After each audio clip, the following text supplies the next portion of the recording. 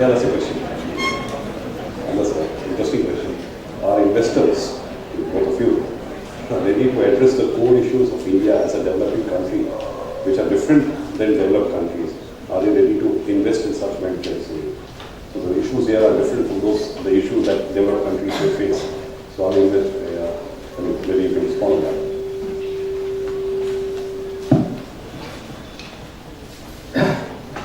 So I think that's a very relevant question, and the issues of India are very different. So I would say India is a country of nearly 130 crore population, and I would say again tens of thousands of issues and problems to be sorted out. But that's the opportunity of India. It's impossible for the government of any country to solve so many problems. This country with 130 crore population of different economic classes, the diversity which is there in India is a problem at one end, but also an opportunity for millions of entrepreneurs to solve that. I would put that as the number one thing. Just imagine there is a country where there are 10 crore, 5 crore rich people, 20 crore middle class people, then poor people, very poor people. Economic straight off, everything is 10 crore, 20 crore, 30 crore, which is more than the populations of a lot of countries in the world. For every class you need healthcare, you need premium healthcare, you need middle class healthcare, you need affordable healthcare. You need education for poor, you need education for middle class, there is premier education. You need food, you need clothes. So these are opportunities, and there are entrepreneurs which are doing this, and I think that's what is the India's funding story about. If somebody asked this question, I would say the Indian funding story is about this only. So there are people who are thinking that I am only going to set up a business which is financial inclusion for poor, and huge funding has happened around that. There are businesses which have set up affordable health care. Narayan Hridayalaya is the biggest example, got a lot of funding.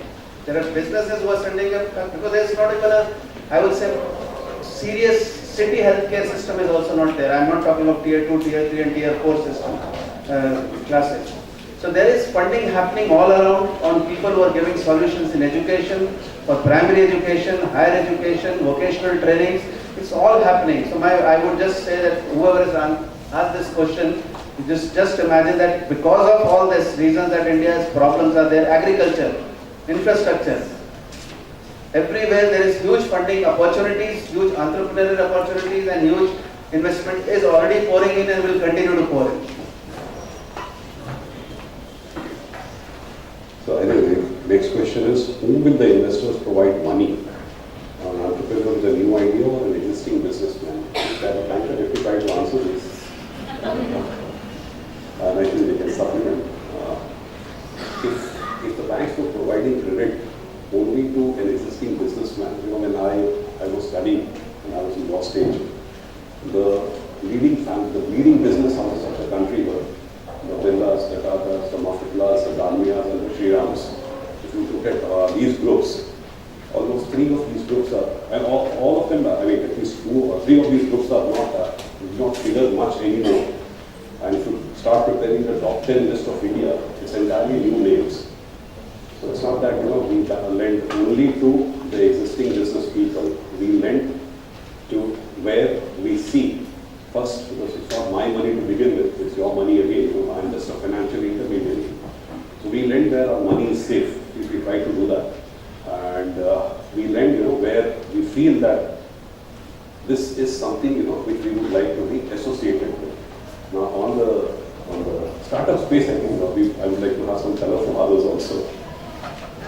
I think there is, in fact, last 4-5 years, I think as India's GDP has grown, and there have been a lot of people who are amassing wealth, and I think the angel investor set particularly has seen a huge amount of growth. So I think it's a different set of capital providers for a startup and a different set of capital providers for established businesses. The issue is really about making sure you get access to the right kind of investor for your stage, because it's no point in going to somebody who doesn't do startup funding and asking and wasting your time and this time. So it is, I think there is, but it's far much more visible today. So if you take the Mumbai Angels, for example, or India Angel Network, or there are enough groups of angels who have got together.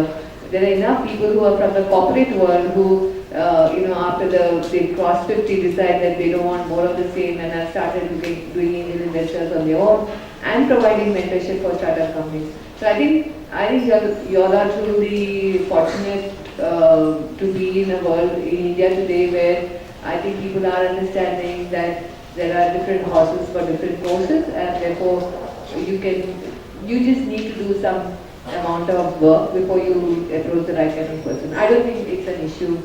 It is not either or, it is and. Great. Yeah, thank you. Another question is, apart from funding, how important is business management skills and business administration? Ravi, if you can respond to this.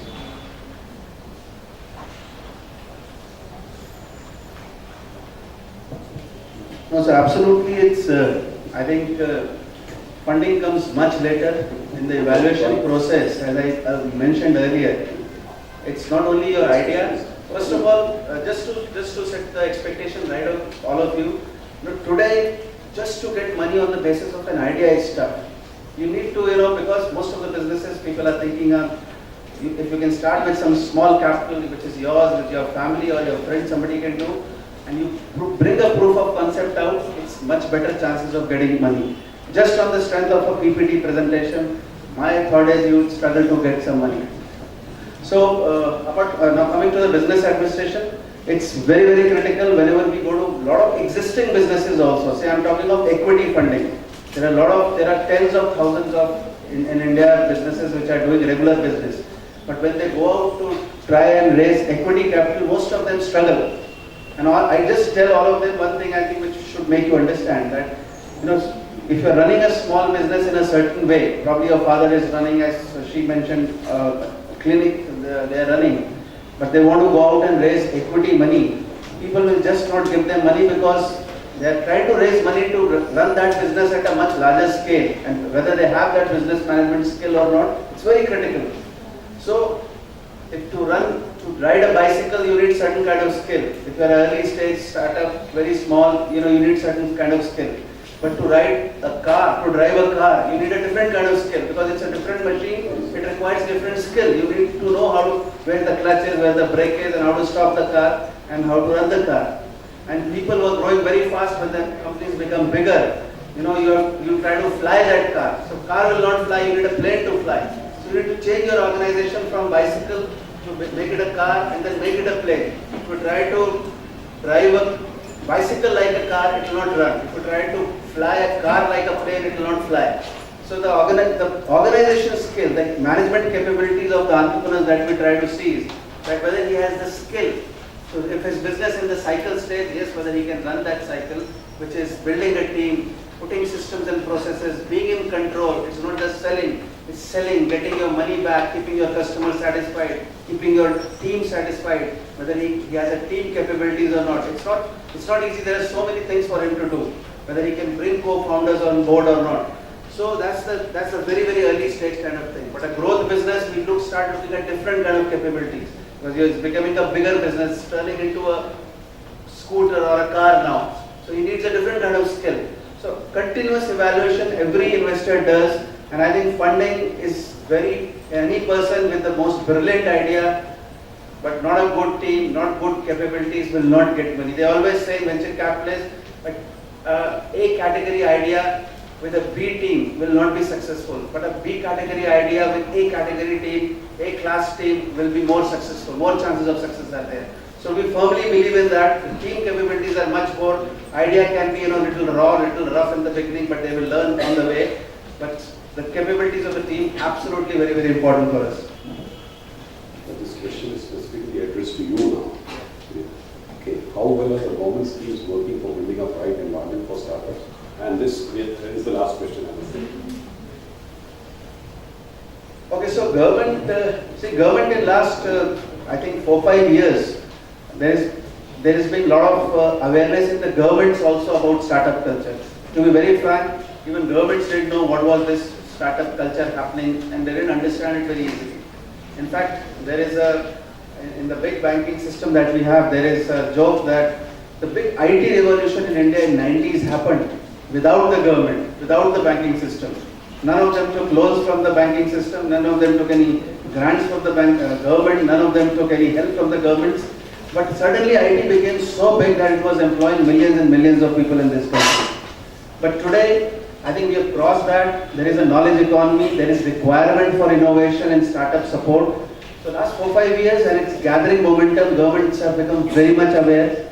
So there is Department of DIPP, what they call under Commerce Ministry, which has started the Startup India movement. So there is a 10,000 crore fund which they have set up. This 10,000 crore fund, what it is trying to do is, it is trying to create a bigger venture capital community in the country. See, for who are the people who invest in startups? You know, it's risk investors only. So last year in India there was about $9 billion of capital, but most of that capital came from US. So India is now a big country, so we need to create our own risk capital also. Typically an Indian, even a rich person, or I would say a resourceful family like all of you, your families, you will find your parents investing in one house, two house, fixed deposits, something in stock markets. Do you think they will invest in startups? They will not invest in startups. So that culture has to be formed of investing in startups. So the government is now trying to create an ecosystem of startups where they are trying to create, they have created a corpus which will invest in venture capital funds. So if somebody is setting up a 100 crore fund, this government fund will put, let's say, 15 to 20, 25 crores in that fund. Based on that, you know, the fund manager goes around and collects more money from more HNIs, more resourceful people, and tells them that I'll invest in funds. So this enlarges the pool of risk capital in the country. That is number one. Number two is government is now giving a lot of support to incubators, which was not there earlier. So incubators are in education institutions, in IITs, engineering colleges, management schools. They are giving them little bit grants also to put some seed funding in companies. And third is creating a policy favorable environment for the companies. So that's also happening now. There are taxation benefits being given to startups and things like that. And my view is that as this momentum grows, as government also understands better and better with every passing year what are the requirements, you will see some more favorable policies and a better environment being created for startups in this country. I think with that we can probably close the session, and on behalf of my panel, I would like to thank you all. You've been a wonderful audience. Thank you very much.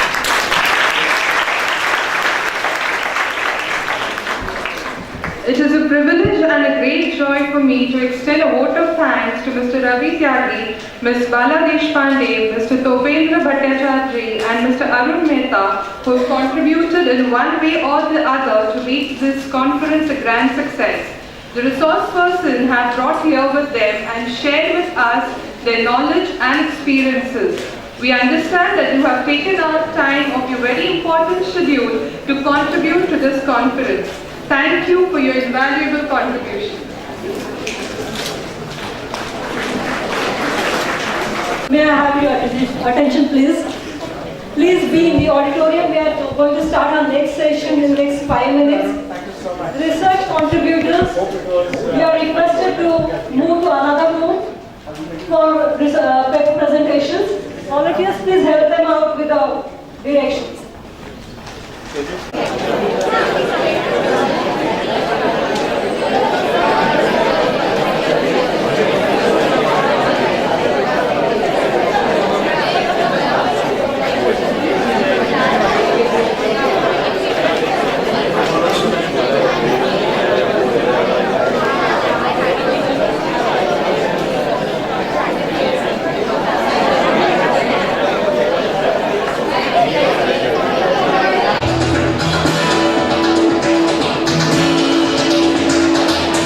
India started her journey as a nation in the 1940s.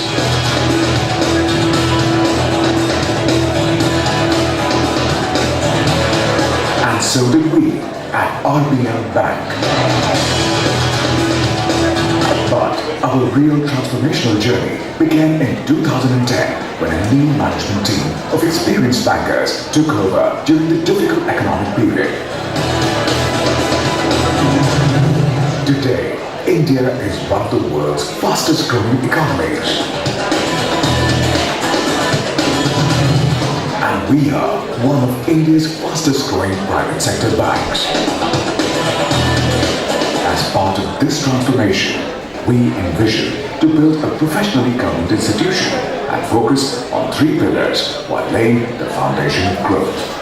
Putting in place a robust corporate governance framework and processes, including strengthening our board of directors, broad-basing our shareholder and capital base by raising institutional capital, and building our management team by attracting high-quality and experienced banking professionals.